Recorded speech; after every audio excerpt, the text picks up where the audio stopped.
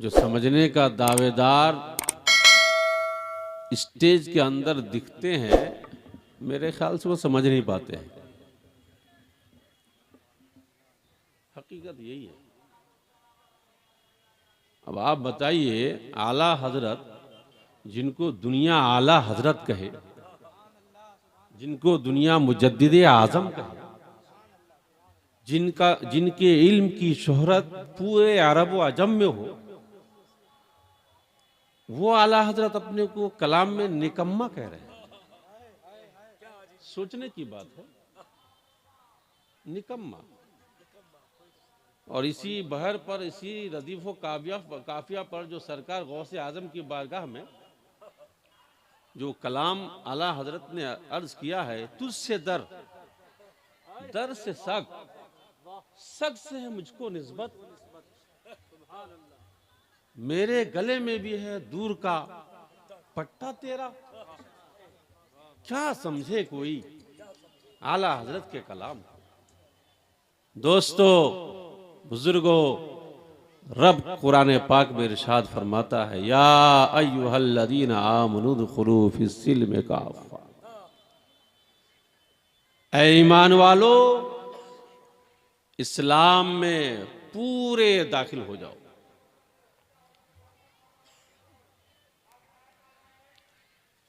ए वो लोग जो ईमान ला चुके, या अय्युहल्लज़ीना आमनू, ए वो लोग जो ईमान ला चुके, उदखुलू फिस्सिल्म काफ़ा, इस्लाम में पूरे तौर पर दाखिल हो जाओ।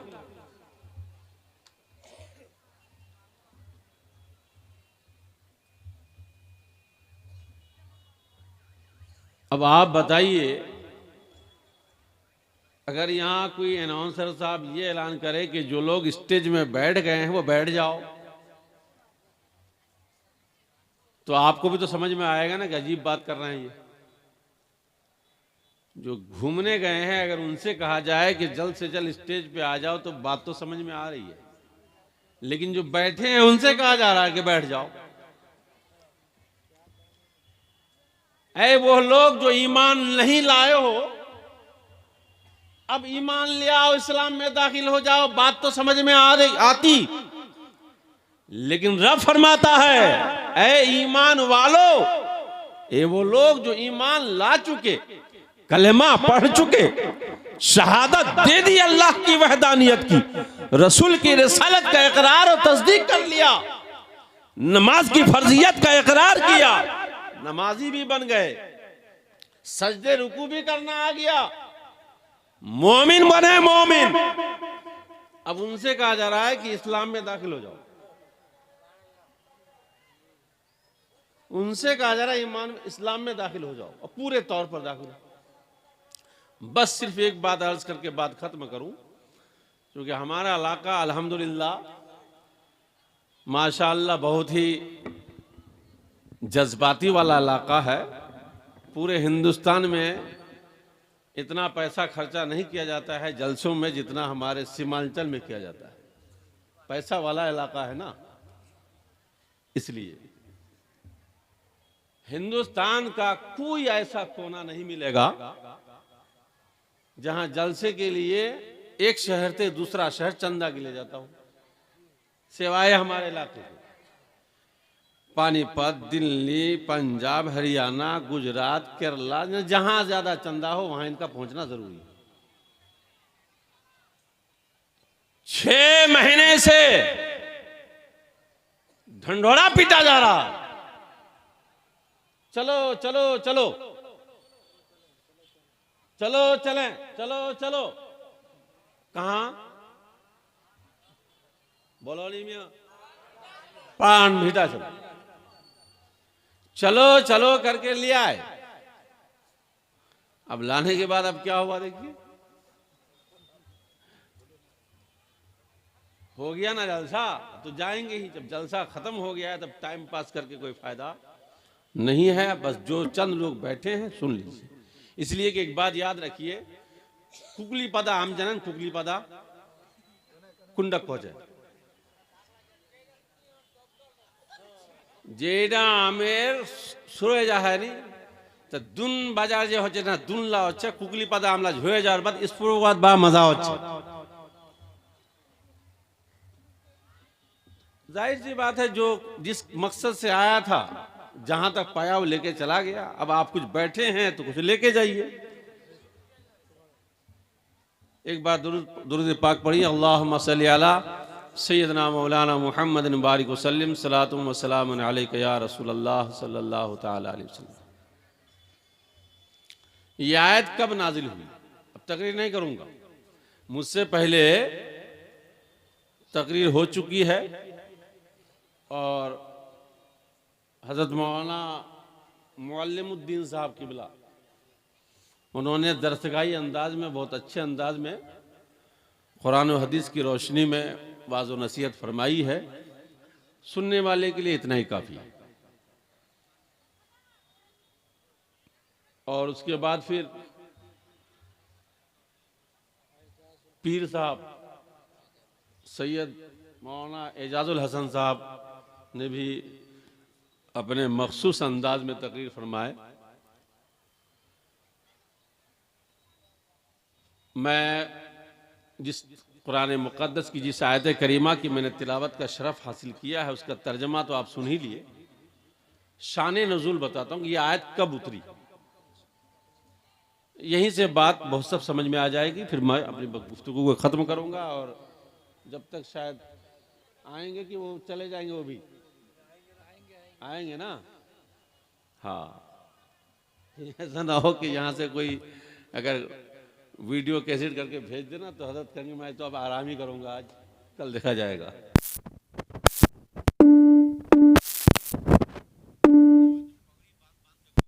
It's 022. To hear your notifications, follow the notification on your phone to turn on notification access.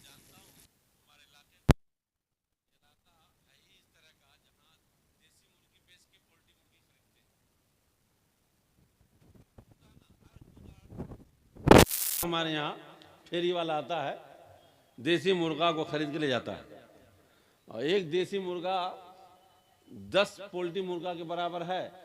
वो अलग बात है, जानता है, उसकी फजीलत भी है। वो उसकी खूबी से ऐसा नहीं करना आशना है, समझता नहीं है। देसी मुर्गी का गोश्त और पोल्ट्री मुर्गी का तो फर्क है, लेकिन फिर भी उसी को बेच के उसको खरीदता है। इसलिए अब हम जैसे लोगों को जो हर मिलाद फातिहा में हम लोग बोलने वाले हैं, अब हमको 12 बजे के बाद कोई बैठाएगा तो मजमा कैसे रहेगा? ये कमेटी वाले का कसूर है। हमें पहले ही बैठा देना था। अब यहाँ बाहर वाले जिनका नाम सुन के लोग दूर दूर से आए हैं उनको इस वक्त मौका देना चाहिए। शायद मेरे ख्याल से तरतीब देने में कुछ गलती हो गई होगी। बहरहाल हजरात, ये आयत कब नाजिल हुई? हजरत अब्दुल्ला इब्न सलाम रदियल्लाहु ताला अन्हु साहबी रसूल और आपके साथ चंद असहाब जो पहले दीने मूसवी पर थे, हजरत मूसा अलैहिस्सलाम की दीन पर अमल करते थे। इस्लाम लाने के बाद सिर्फ एक मसला था। अब मसला ये था कि ऊंट का दूध पीना और उसका गोश्त खाना, और दूसरा मसला था हफ्ता के दिन की ताजीम, सनीचर। दीने मूसा के मुताबिक अमल करते हुए हजरत अब्दुल्ला इब्न सलाम और आपके साथ चंद असहाब, आपके चंद साथी दीने मूसा पर, दीने मूसवी पर अमल करते हुए ऊंट का गोश्त खाना छोड़ दिया और ऊंट का दूध पीना छोड़ दिया और हफ्ते के दिन का एहतराम करने लगे। 3 बातें। ऊंट का गोश्त क्यों नहीं खा रहे हैं? शरीयत में, इस्लाम में जायज? कह रहे हैं जायज है, खाना जरूरी नहीं है। जरूरी नहीं है। जब जरूरी नहीं है तो अगर ना खाएं तो कोई हरज नहीं है। और दीने मूसवी के एतबार से खाना हराम था, मना था, तो अब अगर यहां न खाएं तो उधर भी अमल हो जाएगा और इधर भी अमल हो जाएगा। इतना ख्याल करना था एक सहाबी रसूल का। जब ये ख्याल बना, परवरदिगार आलम ने कुरान की आयत नाजिल फरमाई कि ऐ ईमान वालों, इस्लाम में पूरे तौर पर दाखिल हो जाओ।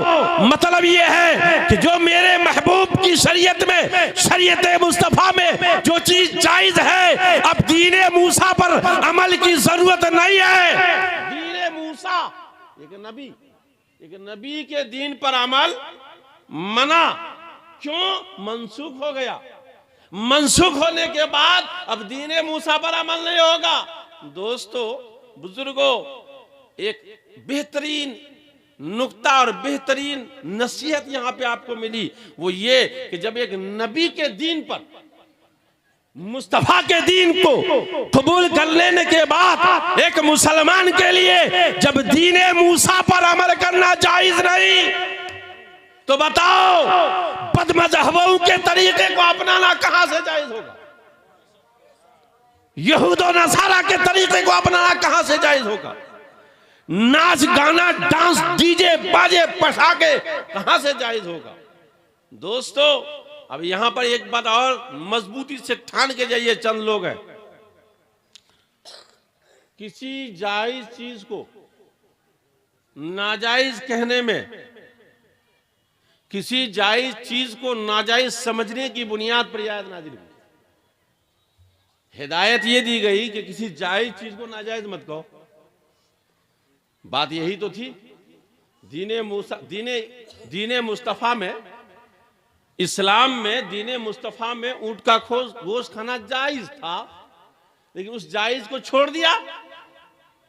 तो अब एक जायज को छोड़ने पर कुरान की आयत नाजिल हुई, तंबीह किया, हिदायत की कि अब दीने मुस्तफा में जो चीज जायज है उसे जायज ही कहो, जो हराम है उसे हराम कहो,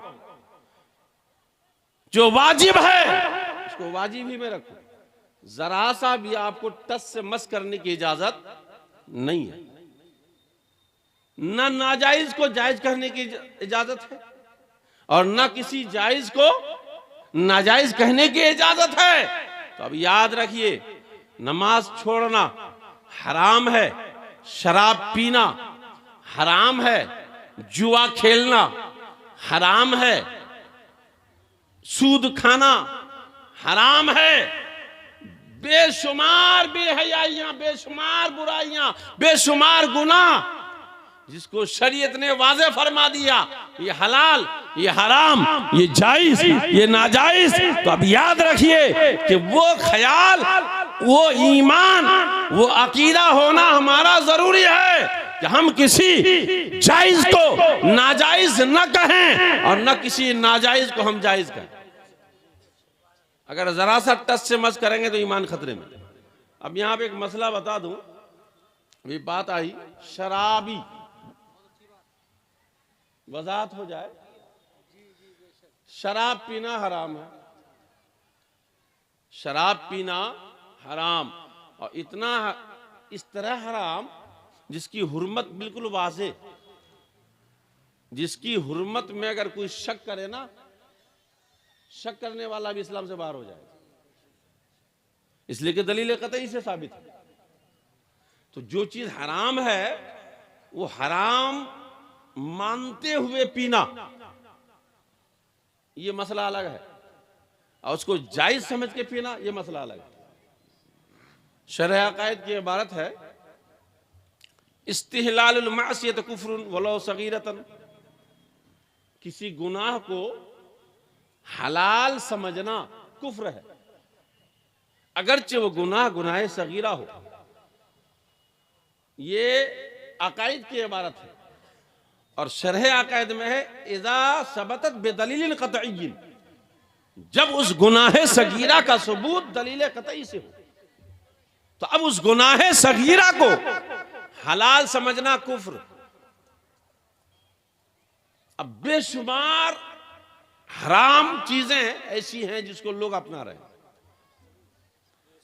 लेकिन याद रखें कि उसे हराम समझ के अपनाना ये फिस्क है, गुनाह है, जहन्नम का सबब है, मुस्तहिक के जहन्नम है, सब कुछ है। लेकिन है मोमिन, लेकिन है मोमिन। अगर वो मर जाएगा तो नमाज जनाजा है, उनके लिए मगफिरत की दुआएं है। लेकिन वही अगर जायज समझेगा, अगर जायज समझ के अगर उसको उस गुनाह को अपनाएगा तो वो ईमान से बाहर हो जाएगा। हत्ता कि अगर बीवी है तो निकाह से निकल जाएगी, किसी शेख से, किसी पीर से मुरीद है तो उसकी बैत भी टूट जाएगी। अब मैं इसको और वजाहत कर दूं कि अगर कोई शराबी शराब पीते हुए शराब पीकर मर जाए लेकिन उसके कुफ्र पर कोई दलील ना हो तो वो मोमिन है, मरने के बाद नमाज़े जनाजा है।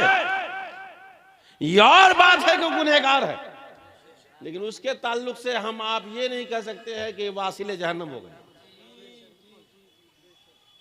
उसके लिए भी मगफिरत की दुआएं करनी पड़ेगी। यह है मसला, वो सजा भुगतेगा। अल्लाह तबारक तआला अपने गुनहगार बंदों को जो ईमान के दायरे में मरा, इस दुनिया से गया लेकिन है गुनहगार, तो रब चाहे तो उसे सजा दे और रब चाहे तो उसे बख्श दे, उसके अख्तियार में है। हाँ, ये है रब का वादा कि मोमिन जो गैर मोमिन है, जो मोमिन नहीं है, उसकी बख्शिश नहीं होगी, खालिदीन फीहा, वो हमेशा जहन्नम में रहेगा।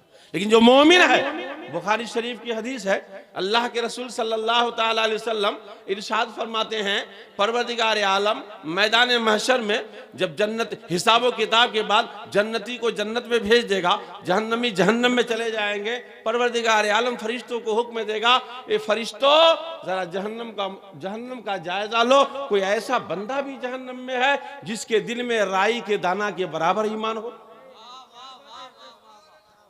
राई के दाना के बराबर जिसके दिल में ईमान हो।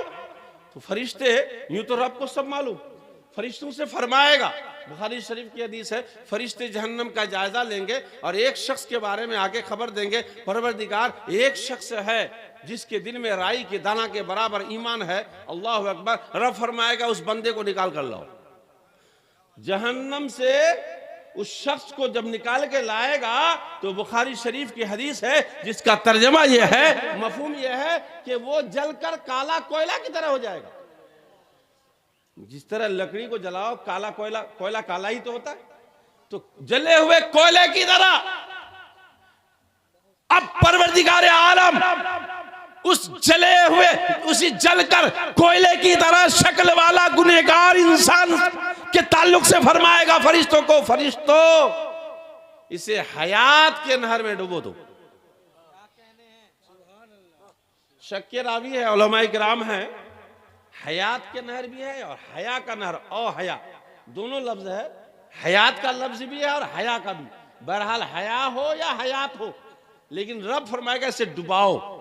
और जब उसमें डुबा दिया जाएगा तो जब फिर उससे निकाला जाएगा और जब वो निकलेगा तो अब उसका रंग काला कोयला की तरह नहीं, बल्कि बुखारी शरीफ में मिसाल दिया है, अल्लाह अकबर, जब किसी पानी के नाला के करीब कोई बीज गिर जाए दाना, तो जमीन को फाड़ कर जब निकलता है उसका रंग कैसा होता है हर किसान जानता है। हर किसान जानता है, खेती करने वाला, जब कोई दाना जमीन को फाड़ के निकलता है तो भले बाद में उसका कोई रंग हो, लेकिन निकलते वक्त उसका रंग पीला होता है, उसका रंग पीला होता है। तो अल्लाह के रसूल फरमाते हैं कि उस गुनहगार शख्स को जिसके दिल में राई के दाना के बराबर ईमान था, जब निकाल कर बारगाहे खुदाबंदी में जब रब के हुजूर उसे हाजिर किया जाएगा और रब फरमाएगा, ए मेरे फरिश्तों इसे भी जन्नत में भेजो, लेकिन जन्नत में ऐसे नहीं, पहले हयात के नहर में डुबाओ ताकि इसका रंग बदल जाए। ये जन्नत में जाने के बाद इसका रंग जन्नतियों वाला रंग हो जाए, जहन्नमी का रंग ना हो, जहन्नमी का रंग ना हो, जन्नती वाला रंग होगा। और फिर उसको जन्नत में भेजा जाएगा। फिर उसे जन्नत में भेजा जाएगा। तो बुखारी शरीफ की इस हदीस से भी ये बात समझ में आती है। लेकिन दोस्तों, इतनी बात फिर याद रखो कि ये इतना जलकर काला कोयला की तरह होना ये कोई आसान काम नहीं है, ये कोई आसान बात नहीं है। इन सजाओं को झेलना कोई आसान बात नहीं है। इसलिए हमें और आपको चाहिए कि हमारा आप अपने आप को बचाएं और शरीयत मुतहरा को, मुस्तफा की लाई हुई शरीयत को मजबूती से। नारे तकबीर, नारे तकबीर, अल्लाहु अकबर, नारे रिसालत, नारे रिसालत। हजरत अल्लामा व मौलाना नोमान फायकुल जमाली साहब।